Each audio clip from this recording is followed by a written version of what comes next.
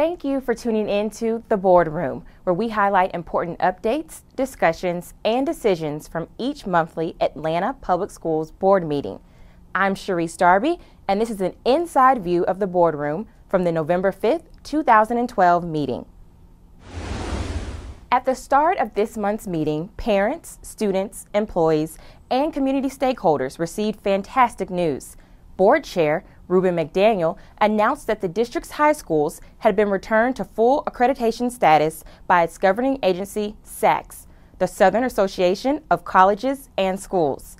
Reuben McDaniel offers his thoughts on the announcement. Obviously, the most exciting thing about the Monday meeting was the fact that we got a letter from SACS that put us to full accredited status, and we'd worked very hard over the past several years to move from probation to accredited under advisement to being fully accredited. So this is a great culmination of a lot of effort from the board members, the staff members, plus the community was really involved in pushing us, gave us good input along the way. So we're just thrilled that was the result, and certainly was the highlight of the board meeting on Monday.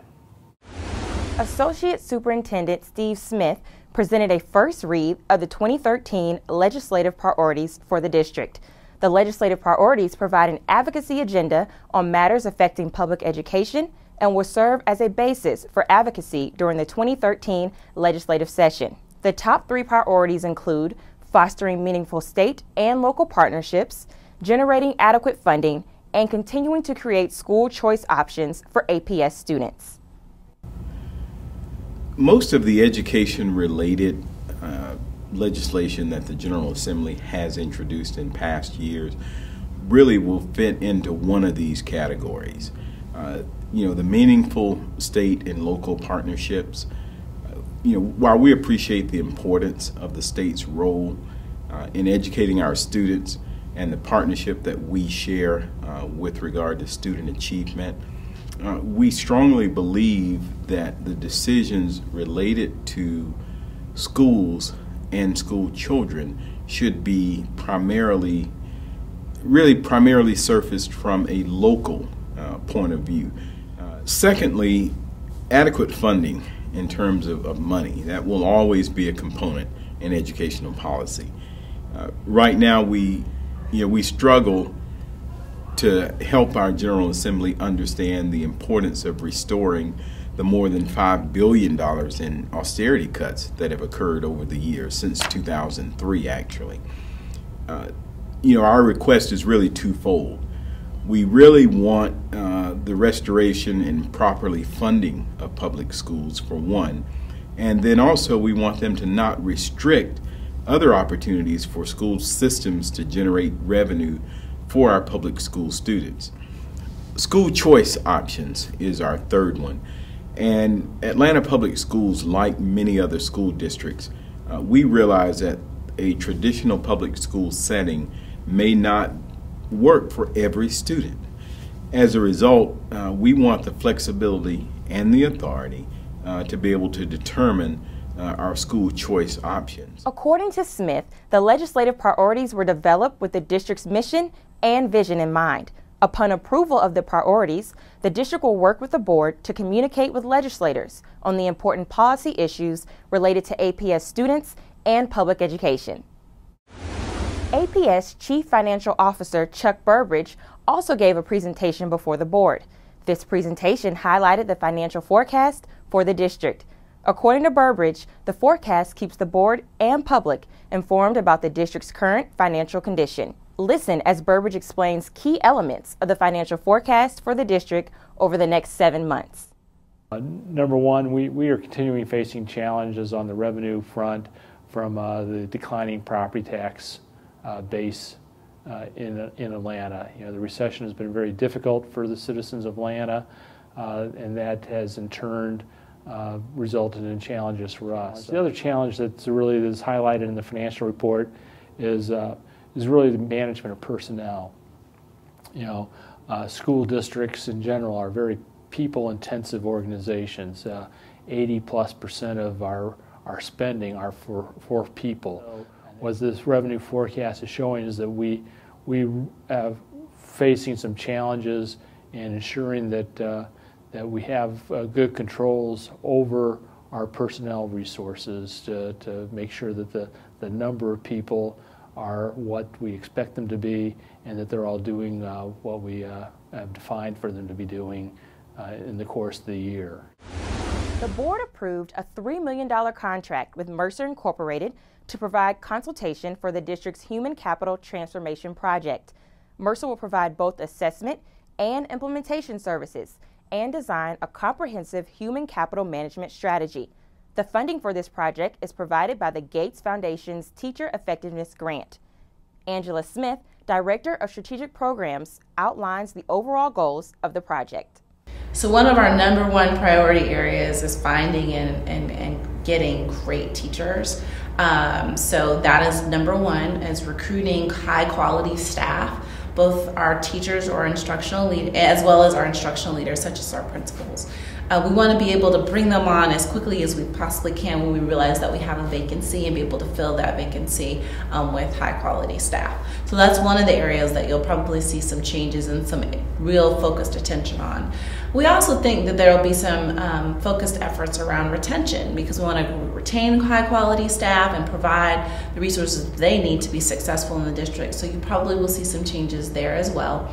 And then internally, our principals helping to provide support to them on their human resource or their human capital needs. They will probably see some direct support changes in terms of how they're supported.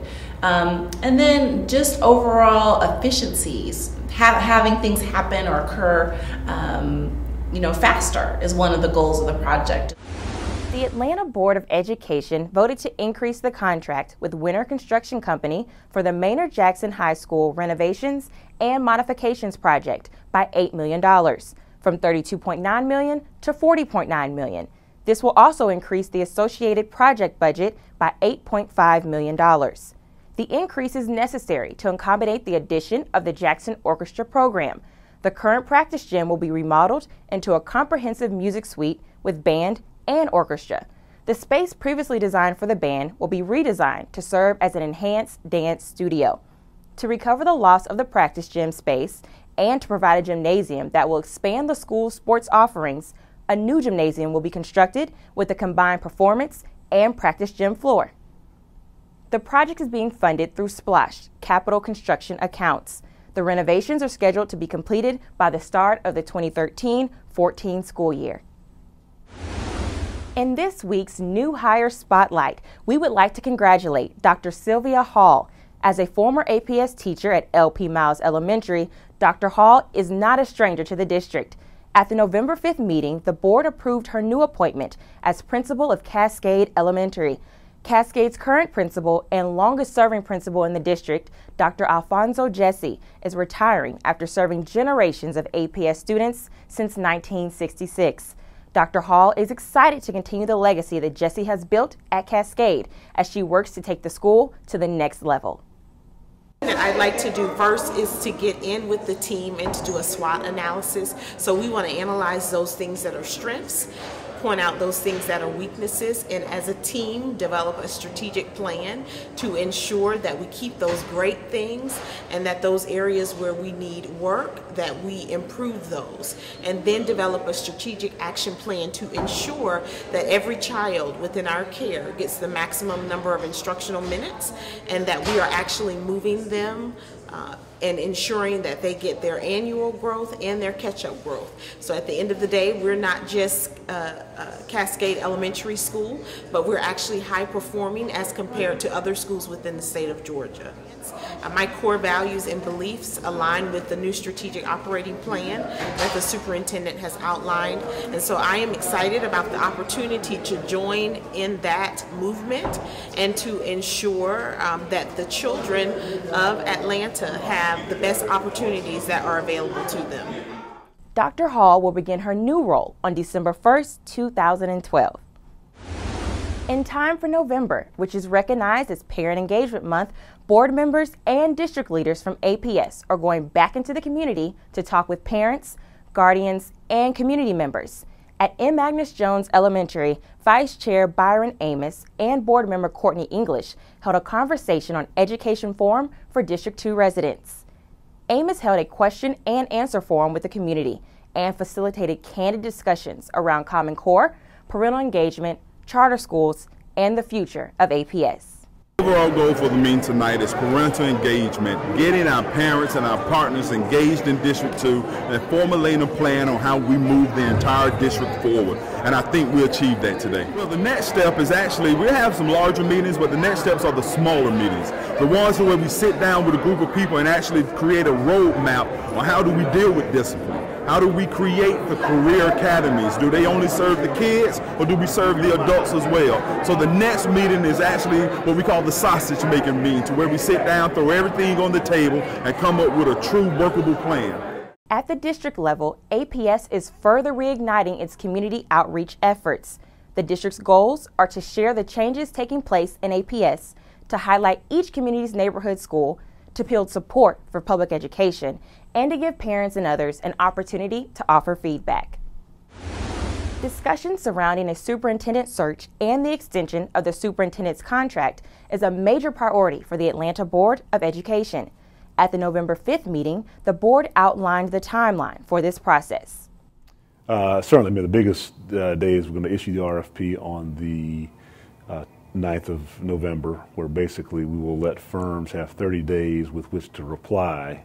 And then in the month of December, we will begin reviewing those firms' criteria, expertise, qualifications. And this is for really an executive search firm, whether we'd use this first search firm now or use them in the next couple of years to find a superintendent. We're trying to find the most qualified search firm possible that can help us with this process.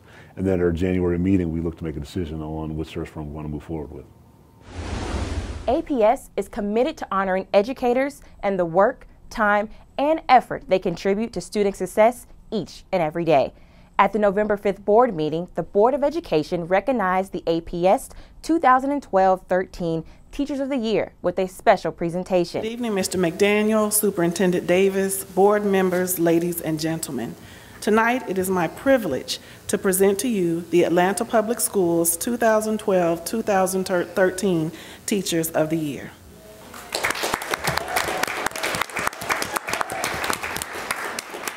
Tamika Ball, the District Teacher of the Year, is an educator at Thurl High School of Health Sciences and Research. Teacher of the Year finalists Camila Chase of Sutton Middle School and Carla Daniels of Whitson Primary were honored as well. At each board meeting, community stakeholders are given an opportunity to speak publicly to the board. Several of the public comments at the November 5th meeting involved individuals discussing policy GCB, which affects classified employees at APS. Other community stakeholders offered their opinions about the recent personnel changes at North Atlanta High School. Let's take a brief look at a few of the night's public comments. After reviewing these policies, we find that there are several discrepancies that have been aforementioned already that really need to go back to the table to be looked at again. To push and rush this through will be an injustice to all the classified employees of Atlanta Public Schools. We're simply asking to go back to the table. We're simply asking to review policies that are in place, policies that are a violation of charter, policies that are a violation of rights. At stopbullying.gov, social bullying is referred to as hurting someone's reputation or relationships, spreading rumors about someone, or embarrassing someone in public. Mr. Davis, as a superintendent, I know you have the right to do what you did on October 5th, but the way in which it was handled that day and the allegations that followed over the past weeks feel like bullying to me. After hearing community comments, the board decided to table the vote to revise the classified employee policy GCB until more research is completed regarding the questions and comments presented by community members. Board Chair Reuben McDaniel says he is confident about the results of the November board meeting.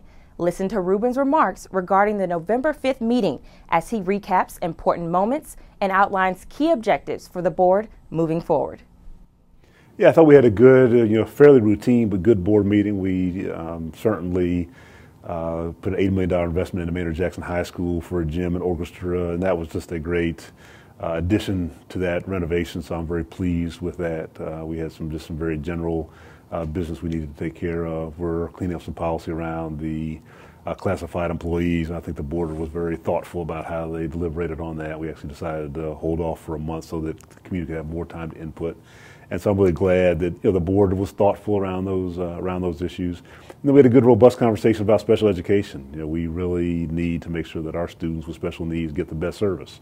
And so we hired or added another 16 positions in that area, and we'll continue to do that to make sure that every child who has a special need has the attention they need. And so that always feels good when you come out of a board meeting with those types of results.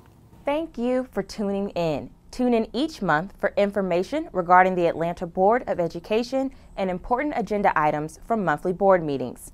The next board meeting will be held on December 3rd, 2012 at the Center for Learning and Leadership, 130 Trinity Avenue, Atlanta, Georgia, 30303. Stakeholders who would like to provide public comment during the monthly Committee of the Whole meeting should contact the board office at least 1 hour prior to the scheduled time of the Committee of the Whole meeting at 404-802-2200. Stakeholders wishing to address the board during the community meeting must register in person at the sign-in table from 5 o'clock p.m. to 5:50 p.m. on the day of the community meeting. Community members must list their names and agenda item or topic they wish to address. Community members will be given up to 2 minutes to address the board. At APS, we are renewing our commitment to you.